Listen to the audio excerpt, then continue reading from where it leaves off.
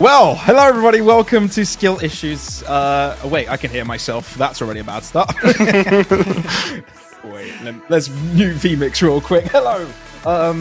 Yes. Wait, I can still hear myself. That's because I've got the stream open. Great. Awesome start. Yes. Hello everyone. Welcome to the second episode of Skill Issues. My name is Pavlos, and as you can see, Ginny is not with us today. She's left us on official LEC business. But we've got our favorite esports personality of Scotland. It's Kairo. How you doing, brother? Yeah, Welcome. no, there's so many esports personalities in Scotland to pick from. Yeah, glad that the January transfer window's opened up and you guys could get an emergency one episode sub. So glad to be here. Awesome. And of course, we've got Hazza, our lovely memer. How you doing, brother? Thank you, man. Yeah, it's good. Of course, I had absolutely zero input in bringing this fucking bozo on. But yeah, it's nice to have Kairo with us. And yeah, good to know that with Gennaro absent as well, the hosting is going seamlessly so far. Very seamless, I've got to say. Yeah. Looking clean. But not only Ginny is absent from the stream today, from this podcast, also Zlatan is gone, guys. Say farewell to Zlatan. Because...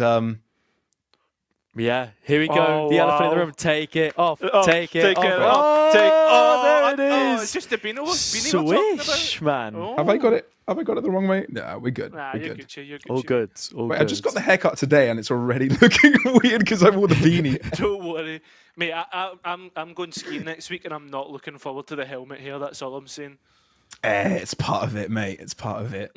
All good, though. All good. All right. Yes. Last episode was a little bit all over the place. We kind of figured out what we really want to be doing with this podcast, and sort of we want to be dialing into your go-to podcast / show that is whatever about everything about esports, gaming, etc., etc. And we kind of want to, in case you guys have missed anything when it comes to action. From Twitter, from Reddit, you guys can just come to us and we've got all the coolest news for you all. I think we can just start straight off with a weekly roundup. First, I kind of want to go to you, Kairo. You're the guest. Come on, bring it in first. What's that subject you want to bring up? Yeah, I kind of wanted to talk about the Valorant challengers. Obviously, with me being so Valorant pilled, of course, I'm the one to kind of bring it forward. There's been we're starting to get in towards the start of the season. You know, yeah. Look, listen, mate. I'm just as bad. I'm I'm the only one without merch, right? Oh, mate. But listen, we're starting to get in towards the challenger seasons. You know, there's a lot of new exciting tournaments. There's open qualifiers. There's new organisations. So I kind of wanted to kind of kick things off talking about challengers. Nice. Mainly because there's some new teams involved, right? We saw this week SK Barcelona. Yeah, joining DACH as well. Could we also bring up the tweets first? SK. Let's start with SK. What do we think of this? We know them for their entries in League of Legends and stuff. A bit of CS back in the day, and now they're in Valo. Yeah, I mean, for me, I think this is a massive addition to what is slowly becoming one of the most clouted regions in Valorant challengers. I think it's between DACH and France, to be honest, with who has the most clout, with the watch parties and whatnot. And I think not only obviously we'll talk about ESK, but like other organisations joining forward. And I just have to say, like the Valorant announcement that SK brought forward and the League of Legends one as well. Like, they're so cold, by the way. Yeah, I think it's nice to see SK in here. Obviously, we knew that they were going to be joining Valorant Challengers as a whole, right? They weren't going to be getting a spot in VCT, but it was an esport they wanted to join. We knew that they were going to be in here, right, in the mix, but it was in terms of what the roster's going to look like. And I guess you already spoke a little bit about clout being one thing. I think they have organizational clout, but then when you pair that off against something like France, for example, when you have the huge creators that back orgs like Job Life, for example, they feel like, you know, a much smaller fish at the exact same time, which is kind of crazy to be thinking about. I think in terms of the talent pool as well, yeah, they've gone into DAC and they had pretty much their pick of the bunch in terms of who they wanted to sign. This roster looks good, but I don't expect it to be doing real damage in Ascension. Yeah, we can probably, you know, go back and talk about this in a lot more detail in terms of players and whatnot, but the main thing is it's nice to see more orgs investing into the space. So what's a question in my mind here is we've kind of seen an exodus from orgs at the end of last year, and now we're seeing an introduction of some very big names. Is there some, do you guys think there's like a chance here, Kairo, that orgs are rethinking about the esports space, figuring out, okay, there is room to grow here, there's a space for us?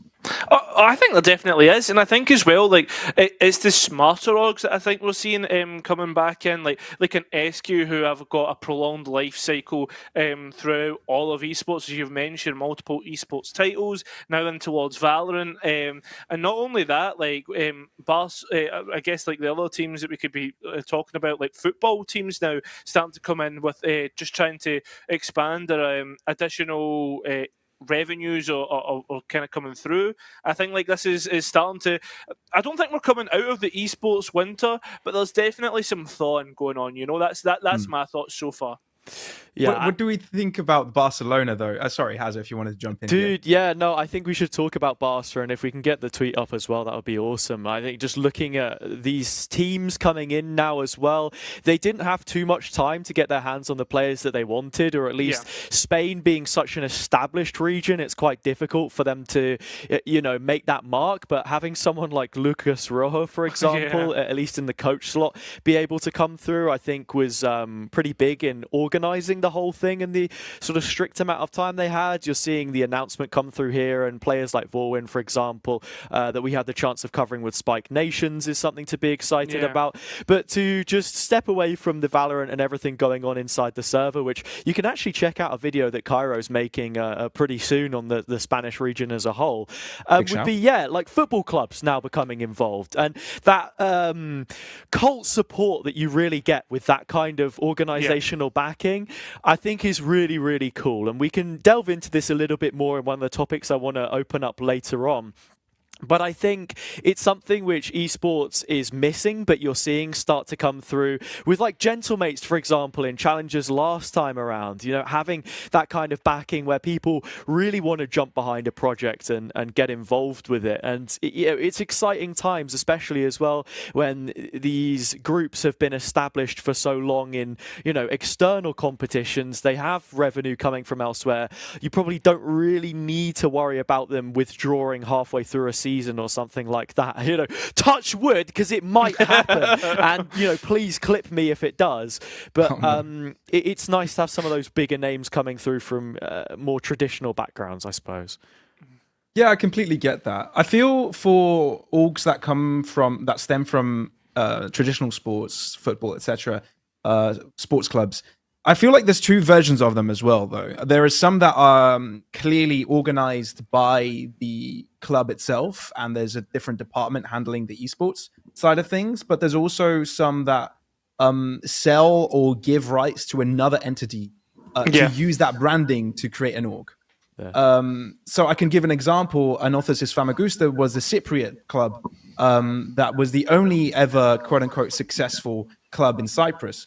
I'd say many could argue in Greece if you put that under an international context. And they were the latter of the two. They were given rights by Anorthosis, the football club, to run that as a club, which is interesting to me. How there's a bit of a difference there and how involved some companies may be. But I guess the two distinctions there, I feel like there's nothing to lose if you give the rights to someone else, but there's also less funding. Right? I feel like you don't benefit from the deep budget that a actual org may have. This is something Kairo and I wanted to speak about a little bit as well, because I know that my football club, Norwich City, they are involved with FIFA, and I keep begging them to, like, guys, please just join Valorant, please. But at the same time, it's a fucking money pit, and we know that, right? Like, you need to have all of these exterior sponsors. They're just sticking to what they know. It's quite easy to get people roped into FIFA as well, because there's that immediate football overlap that you know. Kairo was speaking a bit with me about, Celtic having that one. Oh, God. Whatever, and, like, these are regional fan bases, and if you even want to pair that direct comparison with something like Valorant, for example, or like the VCT and Fnatic, they're a long-standing esports org. They have fans, but when you're an international team, you also need to sometime appeal to those international audiences rather than Glasgow or Norwich, for example. So it's about striking that balance, and I think the reason why we're starting to see some of these orgs come in, or these teams come in, these clubs latter down the line and not when the games immediately come out, is something that we've not spoken about just yet. It's because just getting a feel for what the market looks like, right? Seeing what exactly the most beneficial thing to do is going to be, because Challengers has been very cutthroat, even at the best of times. It's win or you lose, and by lose, I mean go bust. Yeah, it's a rough one for sure. Talking about rough ones, there's something very recent has happened. The past couple of days, it's kind of been going wild on Reddit and Twitter. The Rocket League talent announcement. 24 hours, right? It hasn't been much, has it? No. So I don't really want to repeat this subject over and over again, especially given that last time we spoke a lot about talent, longevity, and stuff. So for this to pop up, prominently, is that the word I'm looking for? To pop off quite substantially after that episode, it kind of raises some concern that you can't really ignore. Just to give context to what we're diving into for our second weekly item, it's basically with Rocket League's talent announcement, some major names, some major talent were not picked up. And we're talking about some talent that have been there for a very long time, for years. They've developed the brand, they've been part of it. Some people would call them the esports brand. And some of those names would be Subby, Achieves, Georgiou, Turtle, Spaceman, and these are names, obviously I'm not following that scene myself, but they're names I've heard of because they've been so big in that scene. So I want to grab your thoughts on this, guys. Because obviously we've had a few people in the space talk about it in various different contexts, saying that this is not only a Rocket League thing. Why do you guys think this is happening, perhaps, Hazza?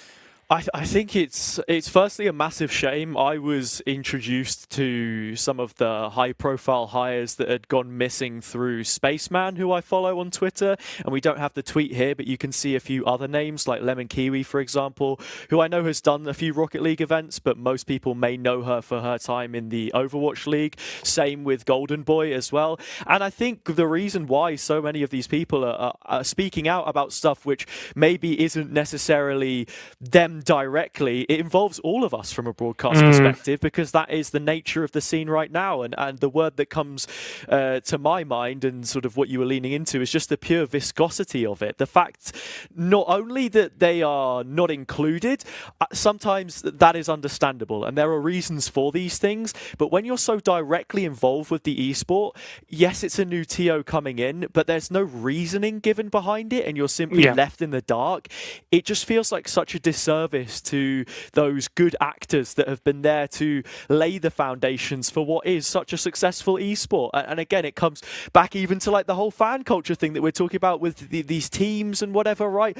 RLCS, I don't think, would be in the position that it is right now without some of those faces and voices really paving the storylines for your big teams like Vitality, like Carmine Core, and the experiences that they've had.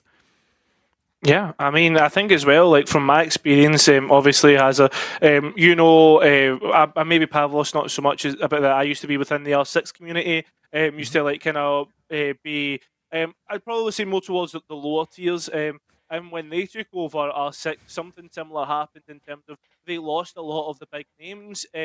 obviously you can't see what's going to happen, but as Hazza says, like a little bit of transparency about the decision-making process, about what maybe happened. Perhaps they don't want to do that because that could lead to more drama. You don't know what the thought process is.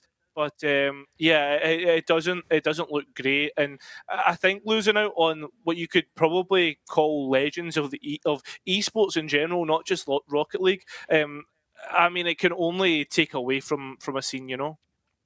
Yeah, it's a bit of a downer, right? Yeah. And causes a lot of questions on what has happened. So I hope Blast or whoever's behind the Rocket League talent selection process could come out with an announcement of some sort, give light to the subject. Maybe there's some things behind the scenes that we don't know of, but yeah, it feels like it's something that we probably will never gain clarity on, and that just sucks, plain and simple.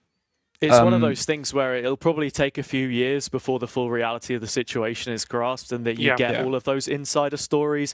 It'll pop up on a podcast, something like this, to be honest. If we're being real, that's usually how stuff works. But yeah, again, it's just another symptom of the transitional period that we're going through, I think. And again, it's always the people in the freelance positions or the ones which aren't directly tied to the products that are going to be hit the hardest. Yeah. It's a rough one. You never know. It could be anything. It could be the major talent taking a stand against some pay cuts and them falling. Could it be that? It could have been that they've never asked because they were already high rate and the talent team never bothered. We don't know. This is just me speculating. I have zero idea what happened. But yeah. That was a downer, but let's end up with the weekly item number 3 and the last one before we enter our main subjects. Give us an upper here, Hazza. What was on your agenda? Yeah, I mean, look, it's always me tasked with pumping up the spirits. I don't really want to use that word after what happened last week. But anyway, here we are. New Riot Games Arena. I mean, to be fair, we're talking about uplifting conversation. I know a few people were outspoken about what they thought design-wise. Of course, we've lost out on the Coliseum now for VCT. It's all going to be housed under one roof. But you can see why this change has been made. It brings everything into one place. It doesn't mean that you've got both leagues being played on either side of the city. And this is the image right here, which I quote retweeted on my Twitter, because I think it does it a bit more justice than some of the initial ones that we saw with that huge no man's land between where the fans are and the players on stage. It's always going to be a criticism, I think, when you have a game where, you know, the info is so directly available on the screen. You don't want it to have any kind of competitive integrity issues with people shouting, but at the same time, you want to build that atmosphere. And I think in terms of atmosphere, we got treated in this first week of LEC. Yeah, we did. Did you get to see it, Kairo? I got to see a glimpse of it myself. Looked pretty epic. I mean, I saw glimpses of it, but I mean, I saw it spill out onto Twitter as well. It looked insane. I think, like, when you bring an organisation like Carmine Corps, who have rivalries with Koi, whether that's like if it's Spain versus France, if it's is it Kometo, versus Abai, like whatever it is, everybody just seems to be going at it, and it builds a better atmosphere. And I even saw on Twitter saying that, like, not only is it making like those two fans have to bring it, but like a lot of other teams are also bringing atmosphere as well because they don't want to be drowned out. So I think it can only mean good stuff for LEC and I guess the Riot Arena. Yeah, a little bit of positive. I don't know, Pavlos, what you have to say about it, but there was definitely quite heated moments drawn off the back of this as well. Yeah. Yeah, during the stream, I noticed there were a lot of chants going on, and there was a lot of the fans were quite enthusiastic, I'd say, more than normal. Literally in the first moments of the stream of the LEC, as soon as we got to see fans and stuff, everybody went wild, and I think that was a culture sort of unheard of with the LEC. Yes, there were a few chants here and there. Maybe the Golden Hornets from Vitality did have anthems and everything, but it felt like everyone was a lot more involved than usual. Yeah, there are a few subtopics that I kind of want to open up here in the middle of this, and we'll have the relative tweets to go on screen for like the beef that was being drawn out in LEC specifically. And I guess this has sort of brought me onto a point that I didn't even think we were necessarily going to raise. It's that, you know, when you have like a football club and whatever, they're usually responsible for how their fans are acting in certain ways. And I think you also have to then hold people like Ibai and like Kameto responsible as being the custodians for those who are sort of acting within their teams. I was even getting shit from BBL fans the other day just because I said, just because I was joking about a tweet that they put out about Apex and stuff like that. But you can see here on screen, it was El Yoya getting involved, basically saying to Niski, if you played as good as you were sort of like half annoying, then we would have won last year and stuff like that. Like the players just having a go at each other.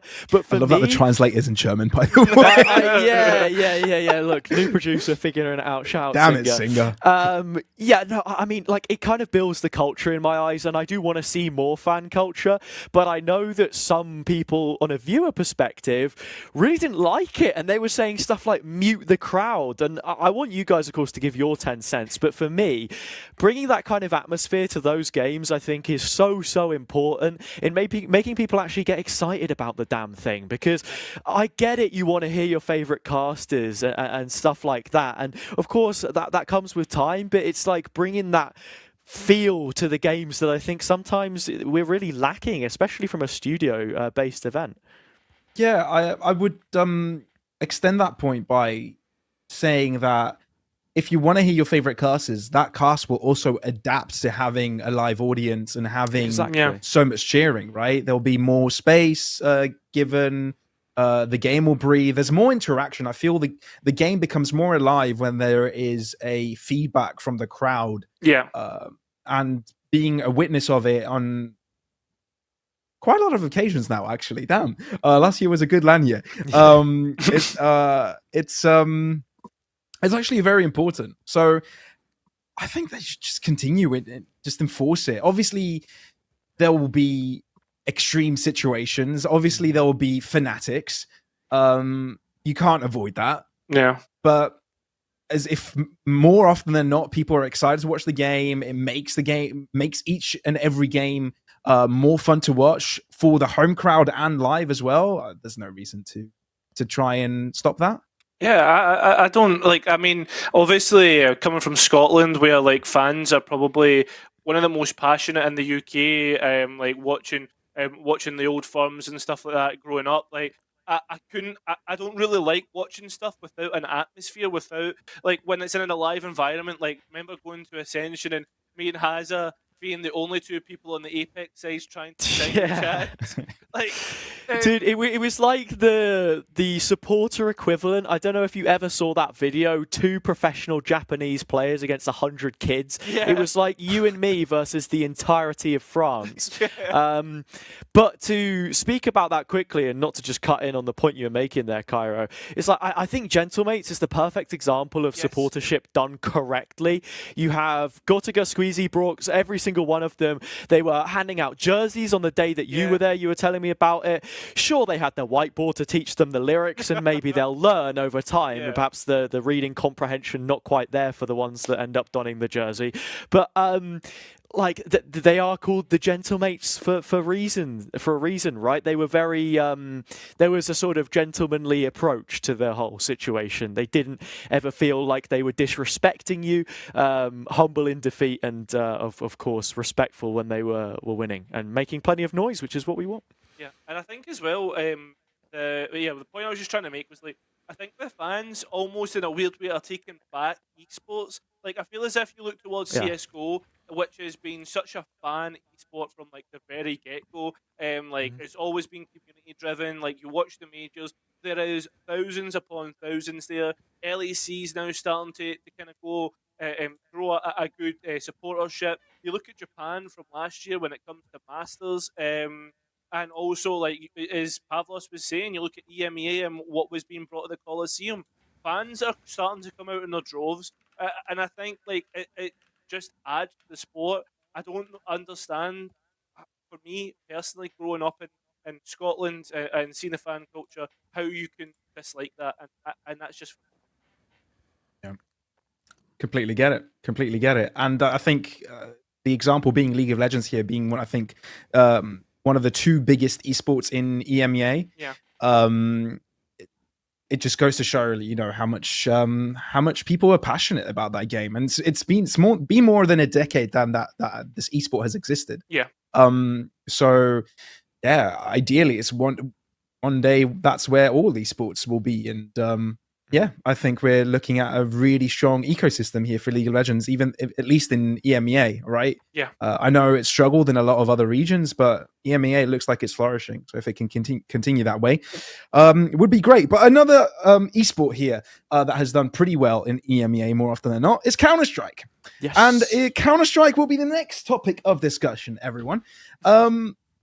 Specifically about Counter-Strike 2 and the recent RMR qualifiers that have happened. Now, just to give you the highlight of this topic, basically what the RMR is for anybody that is not familiar for the Counter-Strike scene, what they basically do is they have events that feed into their major events, right? The RMR are basically the qualifiers to the biggest events of the years, which are called the majors. Now, the RMR qualifiers are the qualifier to the qualifier, essentially.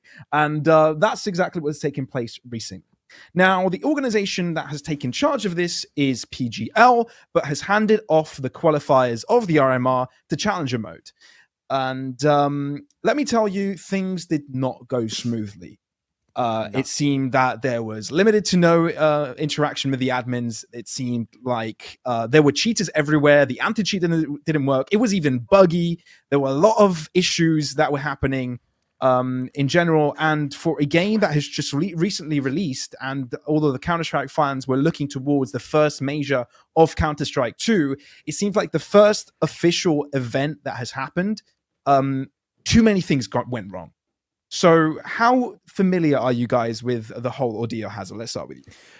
For me and Counter-Strike, I think it's it's where I had my esports schooling, I suppose. The first esports that I ever watched were always CS, and the RMRs, or regional major rankings as they are known in full, are an exciting time because it's an opportunity for teams from an open circuit to come in. Valve were very outspoken about what their stance is coming into the next couple of years, especially for CS2, and it is backing an open circuit. I know a couple of TOs, such as Blast, which we've already spoken about, lent into having invited teams in their events, and you saw that with their sort of full finals, premiere, all of that, right? You've got these names that they partner up with. I know that C9 were dropping a bag on being able to have that spot for the final year that it's available, but you're already seeing a few things pop up on the screen here, and we can quickly run through what some of these issues are. Kairo, in terms of what you know about it, I mean, feel free, the floor is yours. Yeah, I mean, when it comes to like the CS:GO, I will be honest, I'm not or CS2, I should say, I'm not the most kind of acquainted with it, but like I can like put my 10 pence in terms of like open calls and like probably challenger mode as well. Like I feel as if when it comes to these like online websites, challenger mode is generally considered to be one of the best, and I was quite surprised to hear about like how badly they had performed on this as well. Like, I mean, let's be honest, when you look towards the online platforms and what you can get, everybody has an issue with every single platform. I don't think you're going to get a good one. Obviously the admins not being available is a bit weird, but yeah, I mean, it's a bit sad to see probably one of the biggest open qualifiers in all of esports kind of being failed in this way. Yeah. You could see here from the message from JW, right? Someone who's been around and probably hasn't had to have competed in too many of these because he was on some pretty strong rosters for a while. But now with Eyeballers bringing through that next generation of Swedish talent, this is kind of the events they'll have to play in. I think CS is quite spoilt for the quality, or at least the money that it has. And you can sort of say what you will about that specifically, because of course a lot goes into that. But with their sort of tier 3 and tier 2, there are always games on to be played, but in terms of the majors, that's something that you only get twice a year, with this one in Copenhagen and Shanghai coming up later down the year, the first Chinese one that they're going to get. And yeah, it's really fucked up as well when you're seeing some of the admin decisions. It's like not just that these things are allowed to happen, but then the ramifications just sort of carry on. Like I saw teams where they were getting knocked out by by a team that had been cheating, they get DQ'd, and then much like what we saw in Game Changers actually with EG before, I think it was, or some of the other teams, they remained DQ'd. They did not get reinstated. That was it, right? That's your run done and over with. It was quite frankly a fiasco. Like, so many things went wrong. Just to run back on the JW's tweet there, he mentioned jump into Face It. I feel one of the reasons why Valve dedicated PGL another major here, even though a lot of people would say that the previous major that they did, which was the first major during COVID, which was the first major in 2 or 3 years, so a very important major as well, had a lot of issues. So Valve seemed to continue having faith in PGL, but I don't think it was due to choice. I feel it was due to necessity. I feel like there's a bit of a monopoly growing in Counter-Strike right now, and that's of the form of the ESL group right now, who have also merged with Faceit. And Faceit is the other platform of the server hosting platform that this whole qualifier could have taken place in. I think what Valve might have gone here is to try and make sure that there's other people, other orgs gunning for these positions, and there's not just only a single organization that's taking over the entire Counter-Strike scene. Because let's be honest here, Valve has got a very different approach to how they run esports to what Riot does, for example, which is Riot is very hands-on. Valve will only just stand back, allocate their resources to different orgs that want to run their majors, and let the scene go wild, do their own thing. It is a very hands-off approach. But it feels like the reason they've done this is so everybody has a fair share of it while they still remain in control. But if there's another organization that seems to have sole ownership of it over the esports scene, whether that is major events like Gamers 8, which brings in major prize pools, right, that maybe in the major they can't offer themselves, or seem to have no other competition where they can throw their money at for another event to be made. I feel this was also a strategical move by Valve to kind of allocate this to PGL. And I think it's quite frustrating for everyone that this hasn't worked out for either challenge mode or PGL, at least for the qualifiers, right? I feel like a lot of anticipation wasn't only coming in because it's the first event of CS2, the first major event of Counter-Strike 2, but also because they want to make sure that this game has longevity and can run the way it has run for decades now. Yeah. Kairo, I was wondering if you had anything to. No, I was just agreeing. Fair enough. Yeah, no. For me, I think there are a few more. There are a couple of tweets that we can bring up here on screen as well. I know that Osni was an account that had been saying a couple of things, and we have the video clip for this too, and we'll let that sort of run in the background. But yeah, with it being a new game, there's obviously Valve have actually moved to a new anti-cheat. I believe it's called VAC Live, and it's supposed to be trained with AI as well to make sure that you're getting the most out of it as possible. But as this plays in the background, you can see it's just blatant walling, right? Not using any of the util, waiting to just contact up and take fights. There was a coach, which you saw in one of the tweets we flashed up earlier as well, who was live streaming to 700 people, him radar hacking and comming with his team. Obviously, the top 16 teams made it through, one of them being ITB, and I know they were having a lot of fun on Twitter with everyone else's suffering, or at least the social media manager was. One of their former players, Cypher, was on bleed, and due to a couple of issues within the team there, they weren't able to check in on time, and what that ended up resulting in is them not being then part of the qualifier. And also, when teams did have games, they didn't know if it was happening today, if it was happening tomorrow, and by the time they got the verdict, they weren't prepared to play the match because it had already happened 6 minutes ago or something like that. Things were skipping ahead of time. in terms of the admins, well, if you wanted to get them on the support network, you had to go in Discord. What was going on in the unmoderated Discord channels, you ask? Some very unsavory images, that is to be said. I mean, if you can't read behind around the lines, everybody. Yeah, exactly. Let's just say it plain and simple. There was porn on their Discord channel. Yeah, I wasn't going to say it, but yes, some pornographic images were being shared. Don't be afraid to say it, mate. Say it as it is. Has a little literally, bit more... and it wasn't just one person posting it. The players were trolling. They were so mad with the admins that in the Discord in the Discord itself of the qualifiers, they kept on spamming. They spammed those pictures. They spammed those videos. It was mad. It's one thing for that to happen, but and to sort of sweep it under the rug. But the other part is the admins just gave up on the channel, and they were like, you know what, I actually can't be arsed with this, so they just let it happen. That's crazy. As far as I'm aware, right?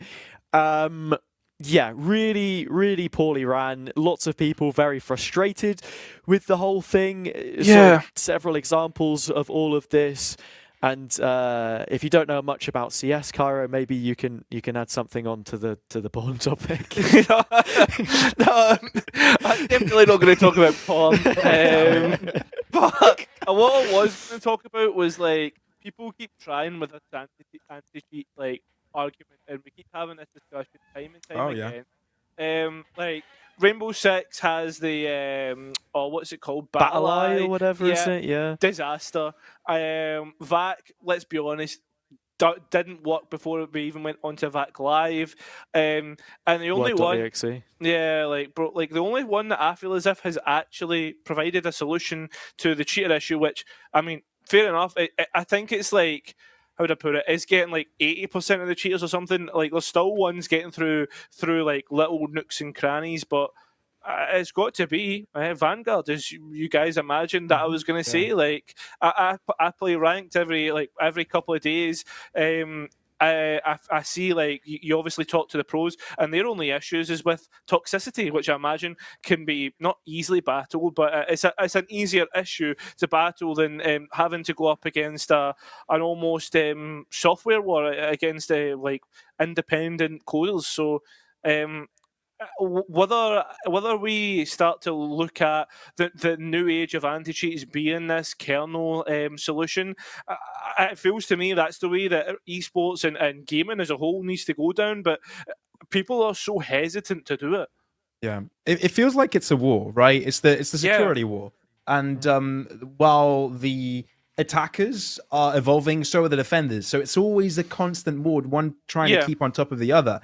And the same goes for anti-cheats, right? It's always a war. It's always trying to figure out how the anti-cheat works and try and work around it, and vice versa, trying to figure out what the workarounds have been, where the loops in the system are. So it feels like the kernel access seems to have been the most successful. At least out of all the competitive games I've played, I've had the least experience with hackers while playing Valorant, and I've played quite a lot of major esport games such as League of Legends, Counter-Strike, and Overwatch. And yeah, I've had the least hackers on Valorant for sure. Same here. On the other hand, there's the discussion of, does kernel access actually? Well, obviously, kernel access gives some further rights. I guess, Kairo, you're the PC wizard here. Explain what kernel access means. Yeah, kernel access is just access deeper inside your computer. Like it gets in towards the BIOS and can read everything that's being run off it and stuff like that. A lot of the controversy comes from the fact that it does give such deep level access to your computer, and people are a bit hesitant to let someone get access to it. But how long has Valorant been run for? 3 years plus beta or something like that. We've never had issues. Like, if it can be implemented right, I feel as if like it's the solution, and I can understand why people are hesitant, but it's like, I don't know, I feel as if there's nothing to be afraid of. It felt like another chip in the war between Valorant and CS, to be honest. And I think if you want to comment on one of the things that Valorant has got right, it would be its anti-cheat. I can count personally, to make this anecdotal, on one hand the amount of times that I've played against a cheater, and the majority of those, of the sort of 2 instances I think it was when Riot were on like winter break. I think like 2021 or something like that. There was a bit of an outburst, but it was immediately dealt with once they were actually, you know, bums in seats back in the office, because it is constantly being fought against. I guess the question now, to sort of flip it back towards CS, would be, was it right for them to schedule a major with the amount of issues that there currently are with the game? Because I think if you think in terms of the tournament itself and having all of the invited teams and what we already saw with IEM Sydney and stuff like that, it's fine, to be honest. And I think the LAN experience for CS2 is vastly different to online. And especially when you look at qualifiers, you're going to get way more issues with things like cheats. And that's when the open circuit starts to become a little bit more of an issue, I suppose. So I'm happy to throw this one back open to you guys. And that is the sort of closing thought that we've got here.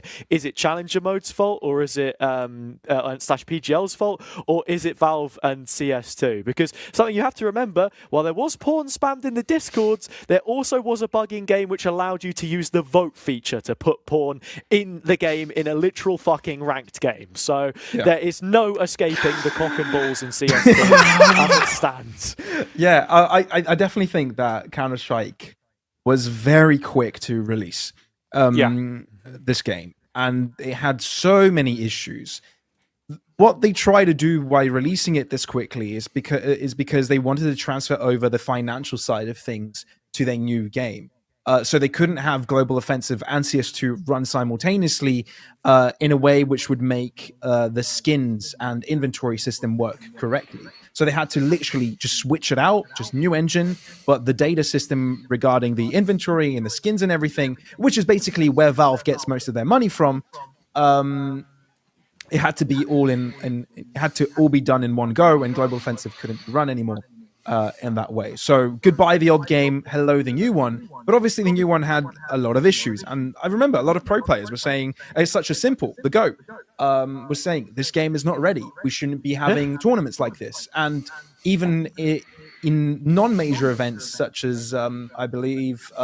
Which one was it? There was an ESL event at the end of last year. Yeah, it that was IEM Sydney, which they held on LAN. And also, just to quickly add on a tiny little point about what you said, when the GOAT of your previous game has not played a single official on the new version of the game, you know that there is something wrong with it. And sure, I think, to be honest, that's one attitude, and I have immense respect for people like Rops, for people like Zywu, who have continued to play this, especially Rops. Like, from the beta versions of the game, the guy has just kept on going from limited tests directly through, and that's why he's, regarded top 3 players with HLTV for this year.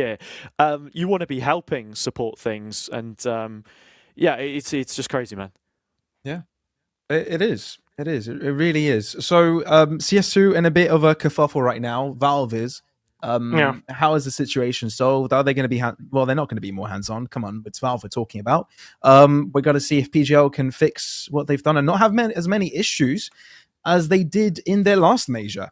I think that's the key point we take from this. It's out of Challenge Mode's hands. It's down to PGL to run good broadcasts, run good events, not have many issues. And I think CS2, I guess we'll wait and see how this one turns out. If there aren't too many glitches, that could change the entire game. I feel like what could be a catastrophe for Counter-Strike is if one of the penultimate moments of a very important game, some glitch happens, someone disconnects from it, or someone loses a gun, never retrieves it. Something happens that is catastrophic to the result of the match.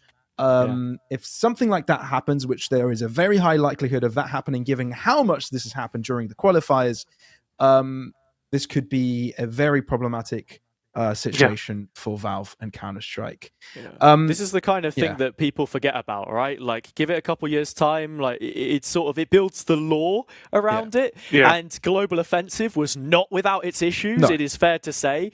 However, we don't dwell on those issues. You know, we think of the iconic moments. Those are the ones that stick with you. You don't want your legacy of this new game to be built on issues solely. We have an opportunity now to make those brilliant moments happen, and hopefully that can be facilitated further down the line once we get out of this this troubling phase. Indeed. And then again, Counter-Strike fans are very loyal. But again, it is a new game, so whether they keep on hating it or ask for Global Offensive back, we'll find out.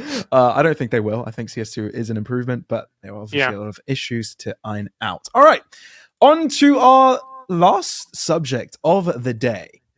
This is an interesting one because we've talked about two major esports so far in EMEA, in EU, Counter-Strike and League of Legends, and they've both had ways of going about this. But we also have one of the newer esports in the scene, Valorant, trying to make sense of this as well.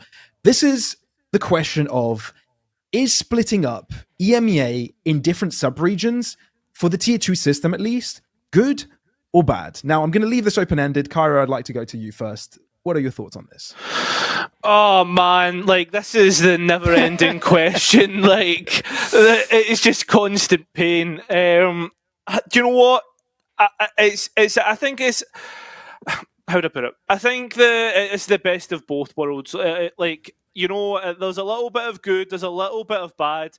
I love the fact that we split up and we have like a Champions League where it's like, well, who's going to be the best? We've got like 6 months of summarizing of like content of trying to be like, well, my region's better than your region. Like, oh yeah, well, wait 6 months and we'll find out, sort of thing, you know? Yeah. We're fucking rubbing our hands together with this, because I'm not going to lie, there are too many people slacking on the content front for challenges. It's an open market, mate. I'm just happy here to, keep fanning the flames, for goodness sake. Exactly, mate. Exactly. But my point is like, with that comes its own issues, because I think with the way that Riot have approached it, they have literally just been like, right, guys, here's no man's land. Find your way out. There's no map, there's no compass, there's absolutely nothing. You've got DAC who have like found their way in towards a mansion, and there's just gold stacked upon gold, and like there's orcs, the French region, man, like they're sitting like in a city, like running it. They're the mayor of the city of challengers, and then there's Polaris where it's still a cold winter, and we're like fighting polar bears. Like I don't know, man. I love it. I love it for like the content. So you're the guys, you're the kings of the north, essentially. I don't think we have a full cam here, but that's literally what the flag says. Really? But the problem is, I'm showing you the half of the flag that has the org that's still in our region. The other half is off camera. But look, I think it's easy to be super critical of all of this. It's difficult. It is feast or famine. You have some regions which are really spoiled for the backing that they have, and that's what it's like with all of these multiple different TOs. And you have others which naturally struggle because maybe there isn't that same kind of audience for it, which ultimately is what it comes down to. It's a bit of a popularity contest. I think you can have like a crazy region. I mean, I think you've mentioned DAC a couple times here, Kairo. I'm happy to play devil's advocate. I think from a TO perspective, they're probably a little worse off than some of the other regions. In terms of the organizations that they have, it's a little bit better, and they're certainly going to be helping them out on that front. But then do you then give each region the chance to represent itself? And I think that's really, when it comes down to the branding and the real thesis of what those at Riot and sort of pushing this competitive experience want, is to feel like you have a league that you can put yourself into and building that fan culture. Because the prime example of this system working in a positive way, as weird as it's going to sound, because there is the alternative to it, right? There's the org side and the fan side. And both of them, for me, lean into Portugal, because you look at Portugal, on the organisational side, you had a couple of sort of big hitters, one of them, though, being GTZ, which I think were not without their mistakes and being able to not correctly fund their team last year, and some of the smaller ones maybe offering, piss poor salaries, if we're being completely real.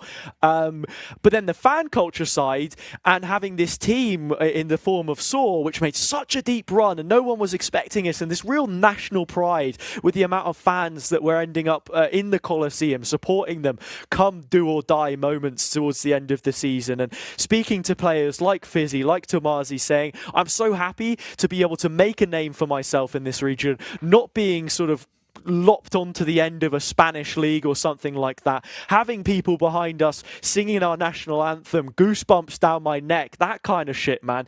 That's what we're looking for, you know what I mean? But it comes with that sacrifice at the same time of maybe your quality of games or the finance that's there initially, Pavlos. I don't know how you feel about this one. You guys have definitely given a lot of the example regarding the Valorant way of handling regions, right? Because it's what we're most familiar with, right? This is what we as broadcast talent have kind of gone with the past couple of years. I guess the question is, because there's obviously ways that the Challenger Leagues, the Valorant version of regional leagues, has worked. The only way it has worked, it's only in like a few situations, right? Whether that is Spain or France. It's basically where the game has been biggest. Right, DACH as well, and I feel Valorant has a very real problem of having other esports in the region that are way bigger than it. If you look at Americas, for example, apart from the fact that you don't really need to split at least North America into many pieces, it's literally North America and South America. Okay, add Brazil and change it into LATAM. Right? There's only a very small number of regions. Well, in EMEA, there's a lot going on. So where do you look to? Have other esports done it right? Has it worked for other esports that have more following and there's more people behind and backing all these organizations, right? So I guess one of the most prominent ones in Europe, we mentioned this before, is League of Legends. Yeah. The ERL system for them, I feel like it's worked again in the similar fashion which has worked in Valorant, which is strongest in some of their regions such as France, Spain, the DACH region. It is a little bit more existent on other ones such as the GRL, the Greek League, and some of the other Eastern European ones. But I feel it still struggles. I mean, the NLC, we've heard about that one going a bit down the drain for a bit, the Northern European one. What are your thoughts on this? Have you guys looked at any other regional leagues, perhaps Kairo, from other esports that you may think they've done it better than Valorant? I mean, I don't necessarily think they've done it better. In fact, I'd probably say they've done it most similarly. It's the Rainbow Six one, which I'm most equivalent, most familiar with. Sorry, and to be honest, like it's a bit of a weird one with the way that the Rainbow Six system worked, because they essentially had what was like 7 or 8 leagues or something like that who could like kind of go and qualify. It was like GSA, which would be DACH, Benelux had their own league, France, Spain, Italy, East, Northern Premier League and stuff like that, and they would essentially all qualify through a point system. But the one that I would say is the difference from like a the difference from like the Valorant system was that, on the other hand, they had open qualifiers. That they had like 3 tournaments you had to play for. The most amount of points over those 3 tournaments would then qualify to the main thing.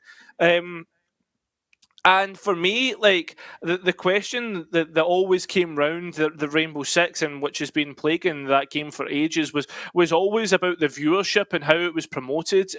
People said it was probably one of the most exciting tournaments of the year, produced the best quality in terms of competition. Because let's be honest, like you're not going to have that much against each other when you actually go to play. And yeah, like for me, I feel as if like it goes, R6 kind of goes on its own little island because of, I hate to say it, how bad Ubisoft is actually as a kind of developer.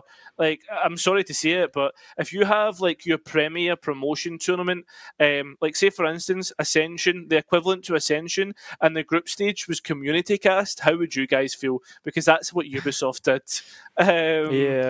Like, that's just sort of the level of it, right? Yeah, that's just essentially what we've got. But listen, I think for what it's worth, the community aspect did really drive great engagement. Like, when you kind of look towards like the competitive community, especially like we are involved in the competitive community in Valorant. Like in Rainbow Six, I feel as if it was that much larger and that much homelier, if that makes sense, because of like how much everyone had to band together.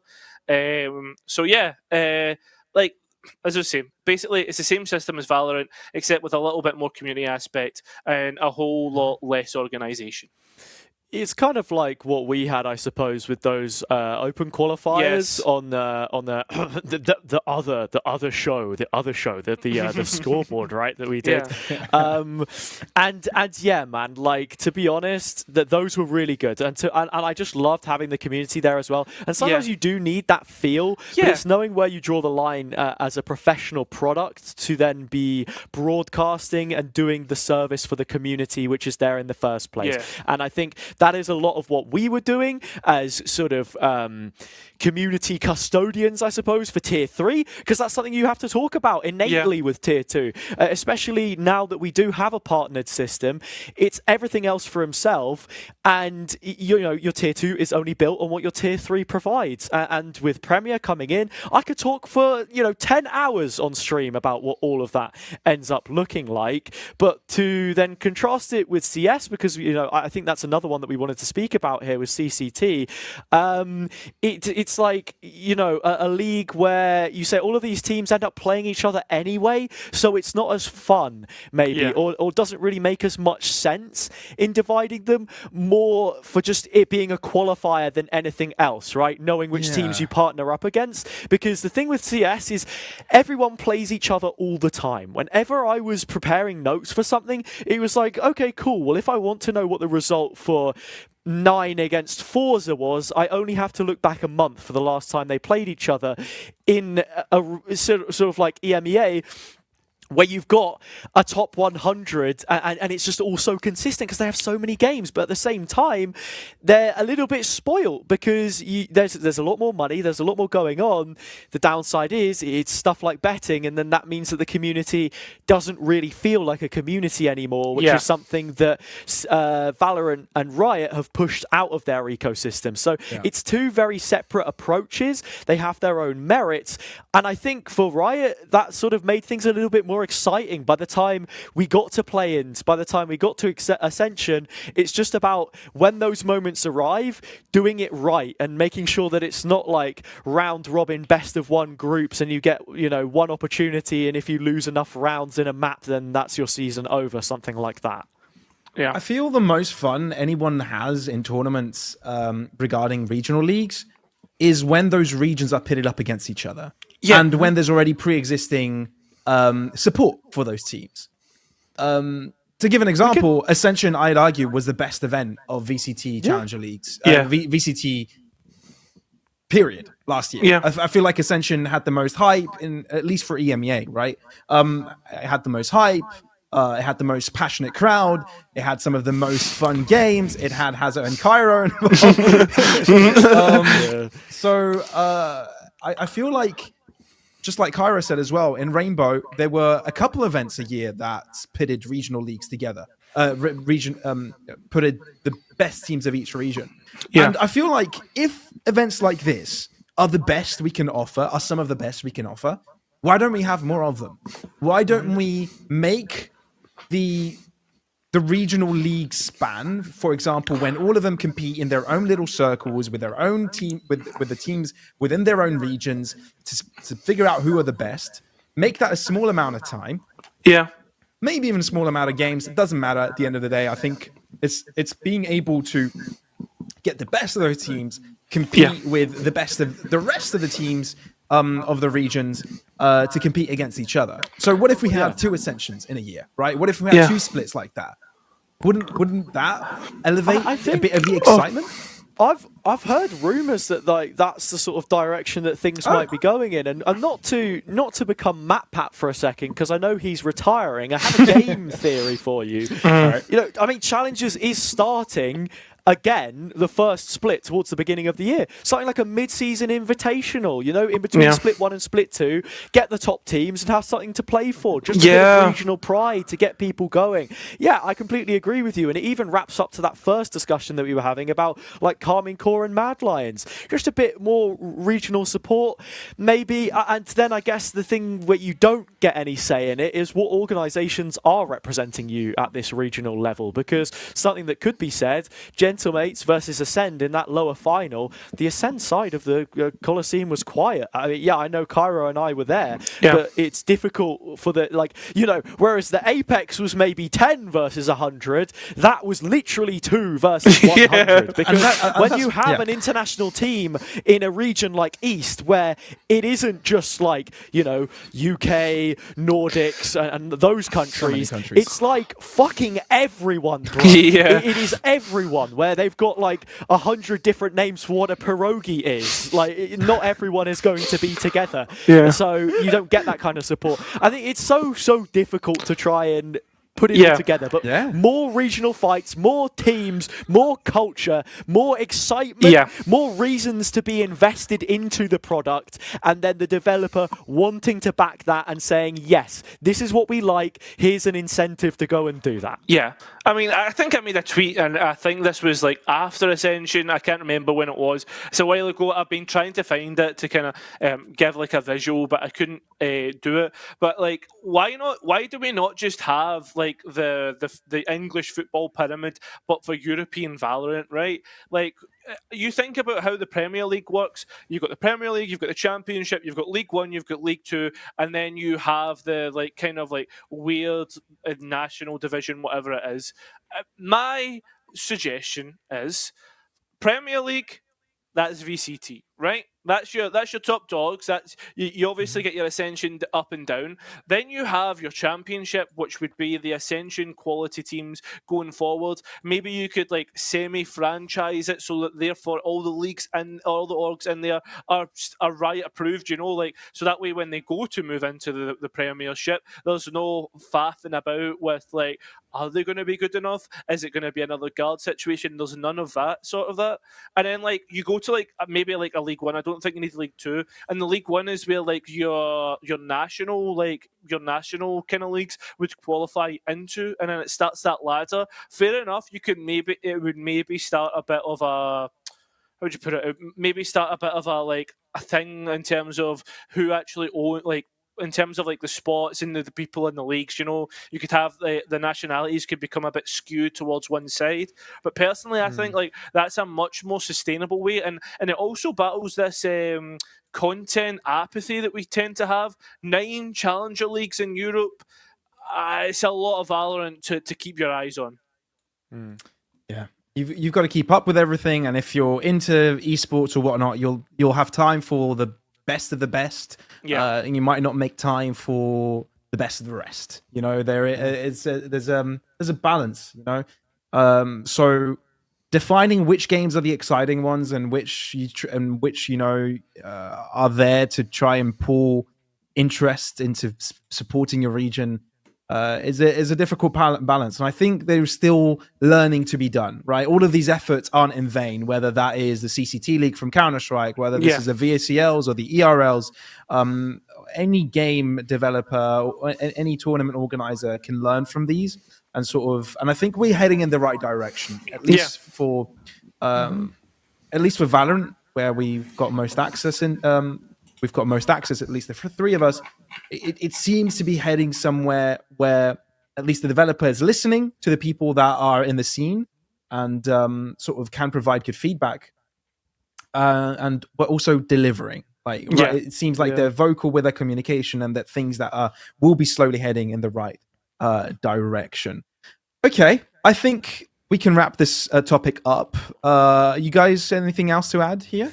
I think the final thing is just sort of like size and scale, right? You're always going to have bigger leagues. Something that League have done with their ERLs is you have accredited ERLs and non-accredited ERLs. So your accredited ones are your Spanish League, your French League, Turkish League, and the Prime League. I'm not sure exactly which regions the PRM comes over. It's the Amazon League, right? Yeah, there you go. Anyway, right, whatever. Fucking Jake Paul and KSI with the headband and his 100-yard forehead. God. Speaking of, if the Sidemen got into UK esports, maybe there would be a team for people to cheer after, right? You know, I think something like that could be banger. But like, yeah, size and scale, I think it's difficult because whenever you make these comparisons with traditional sports, again, something like football, it has had 200, 300 plus years to figure everything out. Whereas in esports, it feels like you are fighting a double-edged sword every single time. And you know, there's always going to be mistakes with things like that. And orgs that don't pay up and issues within the region, but every now and then you get these magical moments, like the stories of a team like Saw, for example, and having those narratives which I would just hate to miss out on. And I think there is potential for that to carry on in the future. Hopefully we get the balance right and more opportunities for players to prove themselves, because ultimately that's what it is. It's feeding up into Tier 1. There are plenty of teams and players in Tier 2 which will be in Tier 1 in the coming years as the sort of deadwood and the upholstery gets taken over by the next generation, because Valorant, you know, hasn't really figured itself out at a pro level yet. But that is a story for another time. It is indeed, and stories like this and many, many others to come from the skill issues. If you guys, okay, I'm just going to run out with the social media and just close this out in one fell swoop. Bang. Let's do it. Everybody, if you've joined us for this episode, thank you very much for joining us. If you're interested to many other topics, go and follow us on our social Skill Issues Live and all that kind of jazz. Follow us individually. Kairo, thank you for joining us as a guest today. You're awesome. Thank you. Would love to have you again any other time. And again, thank you all for joining us, and see you again next week. Wait, one more thing to say. I also remembered something. I want to thank Singer for today being our producer. What an absolute chat. Last week we did have Harry, but they are rotating every so often, helping us out. Yes, Hazza. And also, thanks to Singer for capturing this moment. If you don't follow the socials, then you will be given this stare. This man will turn up at your window in the middle of the... Oh, actually, no, I can't say that because you have too many simps in your replies now. So if I say they're going to show up at your house at 2 a.m, I might give them the wrong idea. Anyway, follow at Skill Issues Live, Instagram, Twitter, Twitch, YouTube. You know where to find us. TikTok as well. Those will be on the way soon. Yes.